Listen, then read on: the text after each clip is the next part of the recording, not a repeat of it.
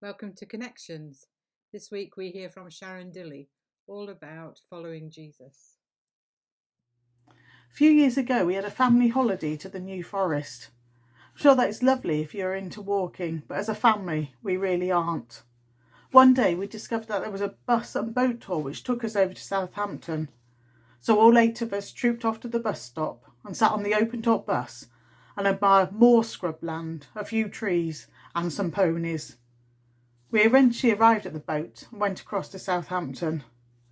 When we arrived, one of the first things we saw was a monument to those from the city who'd lost their lives when the Titanic sunk. It had never occurred to me before what a devastating loss to the city that would have been. 720 out of the 900 crew were from Southampton, and all but 3 of those were men. And of that number, 549 people perished in the disaster. It's reported in one primary school, 120 out of the 200 pupils lost their father. The sinking of the Titanic really had a devastating effect on that city for generations. Then we come to our reading from Mark, and here are the 4 fishermen and how Jesus asked them to leave everything and follow him, and all 4 do so immediately. We give a shout of bravo for their actions, their obedience and their faith. I'm not sure they had any clue of what they were getting into, what would be asked of them, and just how much they would need to learn. And it doesn't appear they gave any thought for the consequences for those they left behind, but follow they did. Marjorie Dawson explores this in this meditation. 4 strong fishermen, 4 young men, 2 sets of brothers, good honest workers, all gone from the village in one day. What a loss to the families. What a loss to the community. Who will replace them? Where can you find 4 such young men in a crisis? One minute they were there, the next they had gone. It was as sudden as that.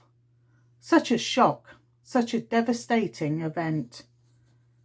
Fishing communities have always been in danger of such losses. Fishing is a dangerous business. But this happened on a calm day. No storm, no rough waves, no sudden winds on the water. It was unbelievable. Simon has always been headstrong. Maybe this time Andrew hadn't been able to restrain him. As for the other 2, they had their moods. Maybe this had been a bad day for them. It took many hours to discover the truth, and what a stir it caused when the reason for their disappearance became known. There had been no accident, no disaster, no deaths. They had simply left everything behind to go with some wandering teacher who had appealed to their sense of adventure. Some blamed the parents for letting them have too much freedom. Some blamed the headstrong young men who ought to have been thinking of their responsibilities to the family businesses. Some muttered about fuss and reckoned it would all end in tears. But there were those who admired the courage of young men prepared to take up a challenge and risk their lives and reputations to follow a new call. Maybe now they will be catching people instead of fish. It was for something new these 4 fishermen were leaving everything behind. Jesus knew the right time to act. As John was put in prison, it was time to start make the new kingdom that John had been preaching about a reality. So Jesus went to the Galilean village as a wandering prophet, and not a statuary one like John. There was an urgency to Jesus' message. It needed to be shared, and the time was now. Jesus' message was about filling in the details of John's prophecy. Obviously, Jesus wanted people to repent and believe the gospel, to stop sinning. But to repent meant more than that. John's call was for people to turn away from the ridiculous rules and laws that had been put in place and turn back to God, to the freedom and rescue plan he was offering, a whole new relationship with God in a whole new kingdom.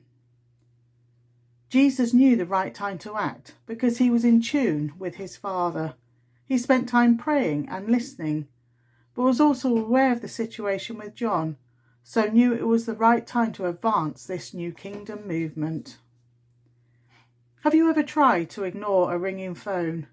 I do leave the phone to ring on my day off and let the answer phone kick in. If it does, I then have to check the message, and then if it doesn't, I need to check the number to see who might have called. So perhaps I'm not very good at it. With mobile phones, there is so much information at our fingertips. It's amazing, really, but they can also be a drain on our time and energy. Along with all the other demands on our attention and time, it can sometimes be hard for us to hear God's voice in our everyday lives. The disciples were busy when God, through Jesus, called them. They were right in the middle of their daily work, but they still heard and understood God's call to them, and they responded. They followed.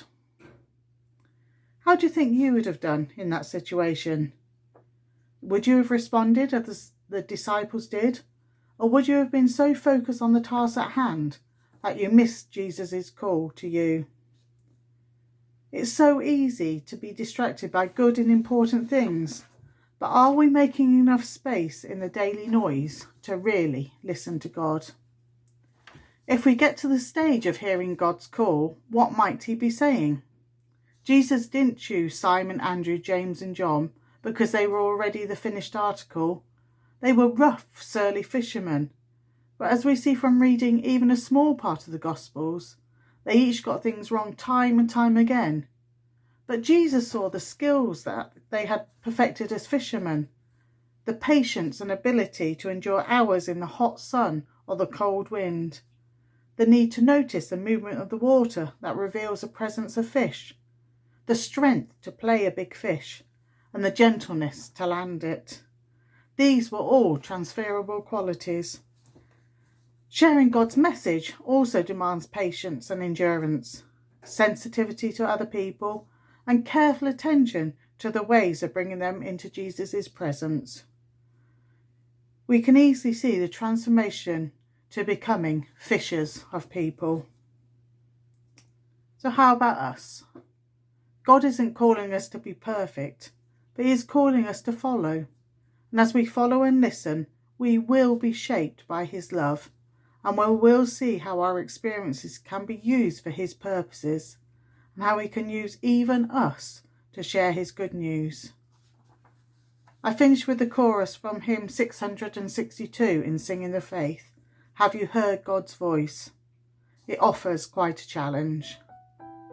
Will you walk the path that will cost you much and embrace the pain and sorrow? Will you trust in one who entrusts to you the disciples of tomorrow? Amen.